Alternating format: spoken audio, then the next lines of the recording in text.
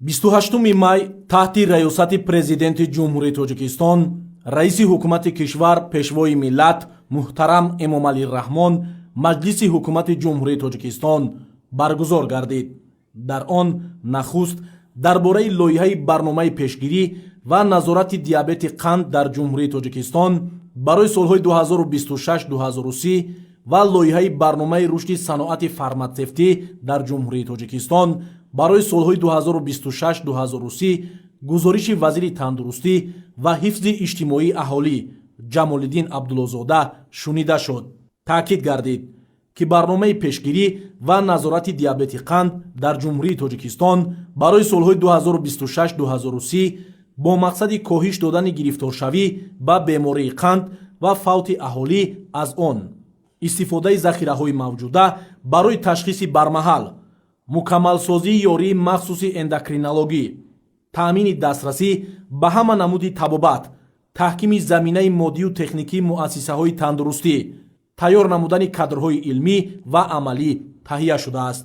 сарвари давлат муҳтарам Эмомалӣ Раҳмон таъкид доштанд, ки барои пешгирии самарабахш аз бемории қанд дар баробари чораҳои анъанавӣ, ҳамчунин рӯ овардан ба ғизои солим ва тарзи ҳаёти солим, аз ҷумла аз тариқи машғулшавӣ ба варзишу тарбияи ҷисмонӣ ва сайру гашт дар боғҳои фарҳангӣ ва табиати бештосои кишвар басо муҳим аст.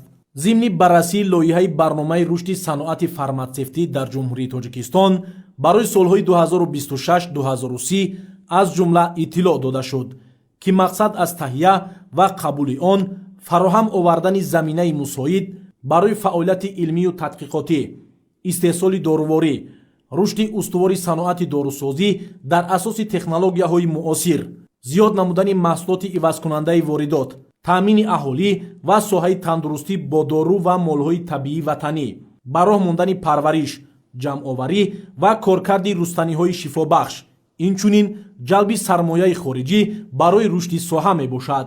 президенти кишвар муҳтарам Эмомалӣ Раҳмон таъкид доштанд, ки барои бумисозии истеҳсоли доруворӣ дар дохили кишвар ва дастгирии соҳибкорони тавлидгари ин маҳсулот аз имконоти мавҷуда васеъ истифода бояд кард.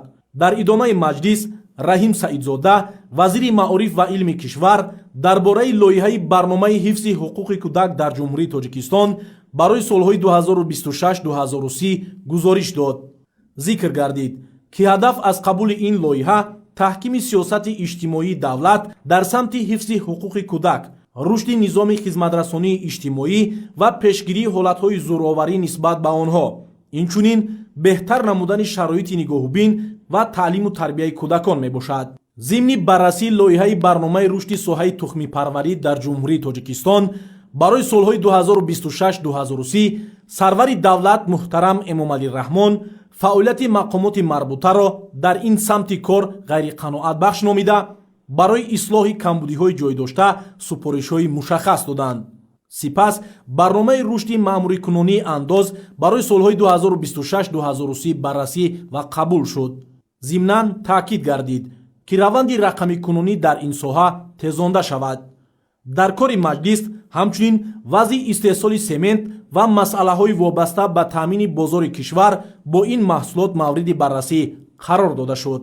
таъкид гардид, ки семент имрӯз яке аз маҳсулоти муҳими рушди инфрасохтор, саноат ва сохтмон ба ҳисоб рафта, таъмини устувори бозори дохилӣ бо он аҳамияти муҳими иқтисодиву иҷтимоӣ дорад. зикр карда шуд, ки солҳои охир бо дастгирии ҳукумати кишвар иқтидорҳои истеҳсолии соҳа ба таври назаррас афзоиш ёфта, ҳаҷми истеҳсоли семент аз 300 000 тоннаи соли 2014 ба зиёда аз 5 миллион тонна расидааст. ҳамзамон бо ин сарвари давлат ба вазъи кунунии бозори семент, аз ҷумла болоравии нарх ва камчинии маҳсулот дар баъзе минтақаҳои кишвар таваҷҷӯҳи махсус зоҳир намуданд. гуфта шуд, ки сарфи назар аз афзоиши ҳаҷми истеҳсол дар фаъолияти як қатор сохторҳои соҳавӣ вобаста ба ҳамоҳангсозии фаъолияти истеҳсолӣ, истифодаи иқтидорҳо, танзими бозор ва назорати фаъолияти шабакаҳои фурӯш камбудиҳо ҷой доранд. аз ҷумла зикр гардид, ки баъзе корхонаҳои истеҳсолӣ дар мавсими фаъолияти сохтмон барои таъмир боз дошта шуда, инчунин фаъолияти миёнаравҳо ва дилерҳо дар баъзе ҳолатҳо ба болоравии нархи маҳсулот таъсир расондааст. Президенти кишвар муҳтарам Эмомалӣ Раҳмон таъкид намуданд, ки болоравии нархи семент метавонад ба суръати корҳои сохтмонӣ, арзиши манзил, татбиқи лоиҳаҳои иҷтимоӣ ва рушди иқтисоди миллӣ таъсир расонад. баъд аз баррасии масъала ба мақомоти масъул барои ба эътидол овардани вазъ ва таъмини бозори дохилӣ бо семент супоришҳои мушаххас дода шуд. аз ҷумла ба вазорати саноат ва технологияҳои нав супориш дода шуд, ки истифодаи пурраи иқтидорҳои истеҳсолӣ, ҳамоҳангсозии фаъолияти корхонаҳо ва ташкили низоми доимии мониторинги бозорро таъмин намояд.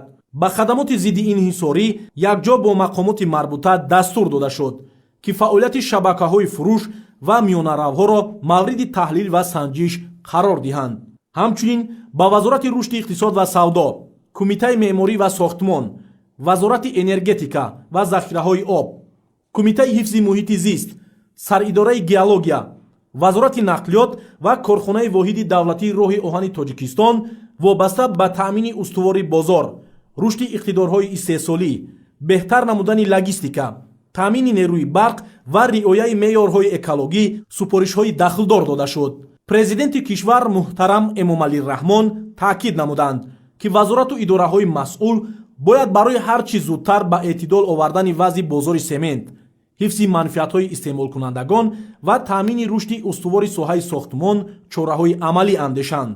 ба роҳбарони агентии захираҳои моддии давлатӣ ва ҷамъияти Тоҷикматлубот дастур дода шуд, ки хариди сементро аз истеҳсолкунандагон ва фурӯши онро дар минтақаҳои дурдаст ба роҳ монанд.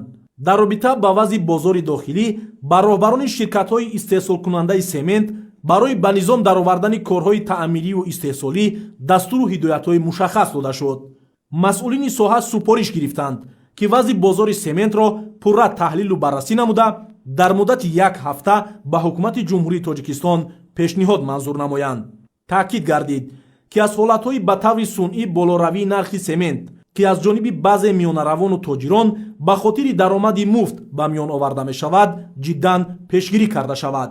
дар фароварди маҷлис ба вазорату идораҳо, мақомоти иҷроияи ҳокимияти давлатӣ барои вусъат бахшидан ба корҳои ободонию созандагӣ ва омодагии ҳамаҷониба ба истиқболи сазовори ҷашни бузурги миллӣ 35-солагии истиқлоли давлатӣ дастуру тавсияҳо дода шуд. аз ҷумла супориш дода шуд, ки дар доираи омӯзиш ва тарғибу ташвиқи таъриху фарҳанги ориёӣ сифати таълими алифбои ниёгон дар муассисаҳои соҳаи маориф беҳтар карда шавад.